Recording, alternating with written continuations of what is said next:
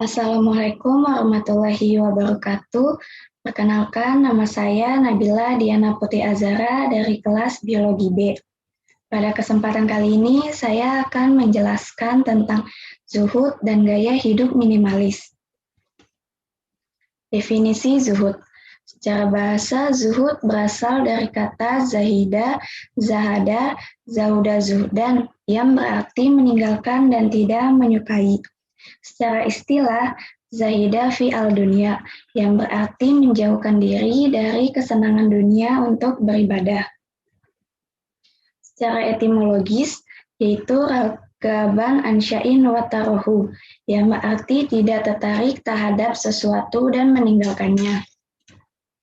Zuhud menurut istilah yaitu tidak mementingkan hal-hal yang bersifat keduniawian atau meninggalkan gemerlap kehidupan yang bersifat material dalam mengabdikan diri kepada Allah Subhanahu wa Ta'ala.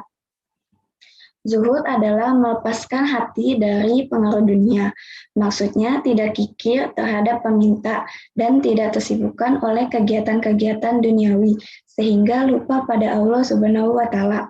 Namun, zuhud juga bukan berarti harus mengosongkan tangan dari memiliki harta. Zuhud menurut Syekhul Islam Ibnu Taimiyah adalah meninggalkan apa yang tidak bermanfaat untuk kepentingan akhirat. Menurut Al-Ghazali bahwa hakikat zuhud adalah meninggalkan sesuatu yang dikasihi dan berpaling darinya pada sesuatu yang lain, yang terlebih baik darinya karena menginginkan sesuatu di dalam akhirat. Dasar zuhud, yaitu yang pertama ada pada surah An-Nisa ayat 77 yang memiliki isi kesenangan dunia hanya kecil, akhirat lebih baik. Lalu pada surah Ar-Ra'd ayat 26 yang memiliki isi kehidupan dunia hanyalah perhiasan sementara. Pada surah Asy-Syura ayat 36 yang memiliki isi kehidupan dunia hanyalah kesenangan, sedangkan kehidupan akhirat adalah kekal. Lalu pada surah Al-Hadid ayat 20 yang memiliki isi harta dan anak-anak adalah perhiasan dunia yang akan hancur. Selanjutnya tingkatan zuhud.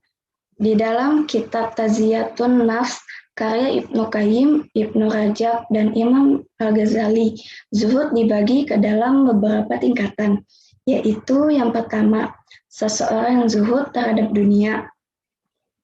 Meskipun dia menginginkannya dan hati condong kepadanya, dia menahan dan memerangi perasaan tersebut. Inilah yang dinamakan mutazahid, yaitu orang yang berusaha zuhud. Lalu yang kedua, orang yang meninggalkan dunia dengan kemauan sendiri atau tanpa berperang dengan perasaan cinta dunia. Karena dunia dianggapnya lebih hina dibandingkan dengan sesuatu yang ia inginkan. Ia zuhud terhadap dunia karena melihat akhirat seperti seseorang yang meninggalkan keuntungan 1 dirham demi memperoleh 2 dirham. Lalu yang ketiga, orang yang zuhud meninggalkan dunia atas kemauan pilihannya sendiri dan ia tidak menganggap dirinya telah meninggalkan sesuatu yang berharga. Dialah seperti orang yang meninggalkan tembikar untuk mendapatkan mutiara. Selanjutnya, jenis zuhud. Di dalam kitab Madarij As-Salikin, Ibnu Qayyim menyebutkan bahwa zuhud itu terbagi menjadi 3 jenis. Yang pertama adalah zuhud yang wajib dilakukan oleh setiap muslim. Zuhud semacam ini adalah zuhud dengan menjauhi hal-hal yang haram. Lalu yang kedua, zuhud meninggalkan hal-hal atau perkara makruh dan perkara mubah dengan berlebihan, yaitu melebihi kebutuhan seperti berlebihan dalam makanan dan minuman, berlebihan dalam pakaian, dan sebagainya. Lalu yang ketiga, meninggalkan kesibukan yang memalingkan diri dari Allah Subhanahu wa Ta'ala. Contoh sikap zuhud. Yang pertama adalah selalu bersyukur terhadap nikmat yang diberikan Allah. Yang kedua, selalu berusaha untuk banyak-banyak membelanjakan harta di jalan Allah.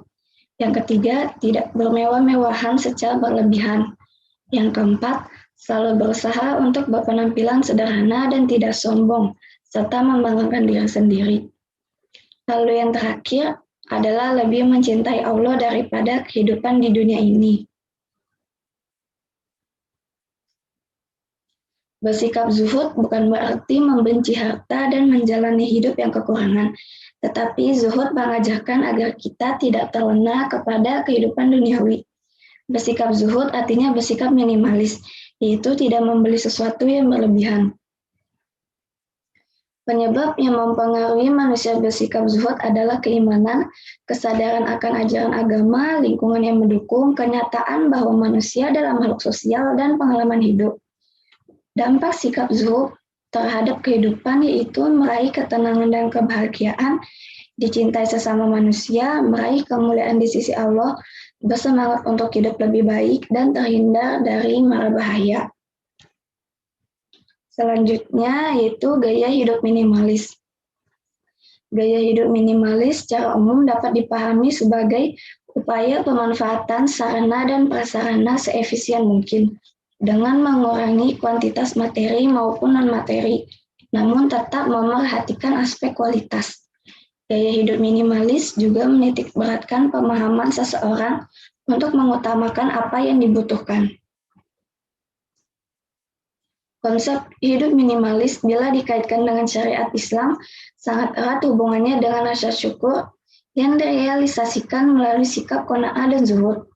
Qanaah dapat diartikan yaitu sikap merasa cukup dan senantiasa bersyukur atas pemberian Allah. Lalu dapat dipahami bahwa esensi dari konsep minimalis dalam Islam adalah mementingkan akhirat dan menyederhanakan kehidupan dunia. Dalil hidup minimalis. Banyak ayat Al-Quran dan hadis yang menjelaskan tentang konsep minimalis, di antaranya yaitu pada dalil dalam Al-Quran, yaitu Allah berfirman, "Hai anak Adam, pakailah pakaianmu yang indah di setiap memasuki masjid, makan dan minumlah dan jangan berlebih-lebihan. Sesungguhnya Allah tidak menyukai orang yang berlebih-lebihan." Pada surat Al-A'raf ayat 31. Lalu pada surat Al-Furqan ayat 67 yaitu Allah menjelaskan pada firman-Nya, dan orang yang apabila membelanjakan harta, mereka tidak berlebihan dan tidak pula kikir, dan adalah pembelanjaan itu di tengah-tengah antara yang demikian. Lalu pada surat Al-An'am ayat 141 yaitu, dan janganlah kamu berlebih-lebihan, sesungguhnya Allah tidak menyukai orang yang berlebih-lebihan. Selanjutnya pada surat Al-Hadid ayat 20 yaitu, ketahuilah bahwa sesungguhnya kehidupan dunia itu hanyalah permainan dan sesuatu yang melalaikan, perhiasan dan bermegah-megah antara kamu, serta berbangga-bangga tentang banyaknya harta dan anak. Seperti hujan yang tanaman-tanamannya mengagumkan para petani. Kemudian tanaman itu menjadi kering dan kamu lihat warnanya kuning, kemudian menjadi hancur. Dan di akhirat nanti ada azab yang keras dan ampunan dari Allah dan keridhaan-Nya. Dan kehidupan dunia ini tidak lain hanyalah kesenangan yang menipu. Selanjutnya dalil dalam hadis yaitu, sebaik-baik perkara ialah yang paling sederhana. Dalam hadis riwayat Tirmizi. Lalu orang yang mencapai kejayaannya ialah orang yang bertindak di atas prinsip Islam dan hidup secara sederhana. Pada hadis riwayat Tirmizi dan Ibnu Majah.